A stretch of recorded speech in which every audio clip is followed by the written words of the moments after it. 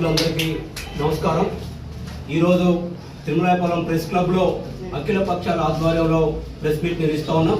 ఈ యొక్క press meet కార్యక్రమంలో CPM party, BSP party, Telugu Desam party, BRS party, అట్లాగే ఎంఎస్పీ, మిగతా సంఘాలన్నీ కలుపుకొని ఈరోజు అఖిల పక్షాల ఆధ్వర్యంలో ప్రెస్ మీట్ నిర్వహిస్తూ ఉన్నాం.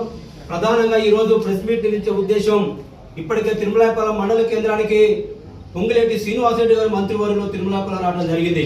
తిరుమలాయపాలెం మండల హెడ్ క్వార్టర్ సమస్యల పైన కానీ మండల సమగ్ర అభివృద్ధి చెందాలని చెప్పేసి గత సంవత్సరాల నుంచి అఖిలపక్ష కమిటీగా ఏర్పడి ఈ సమస్యల పరిష్కారం కోసం పెద్ద ఎత్తున పోరాటాల చేస్తున్న సంగతి ప్రజలందరూ తెలిసిందే.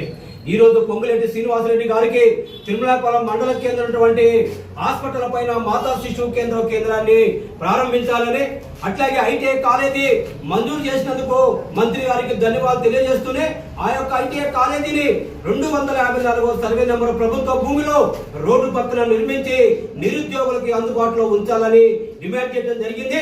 అట్లాగే తిరుమలాయపాలెం మండల కేంద్రం హైవే రోడ్డుకున్నటువంటి ఎంపీడీఓ ఆఫీస్ ఖాళీ స్థలంలో షాపింగ్ కాంప్లెక్స్ నిర్మించి నిరుద్యోగులు వ్యాపారాలు నిర్మించుకోవడానికి సహకరించాలని, అట్లాగే మండల కేంద్రానికి వివిధ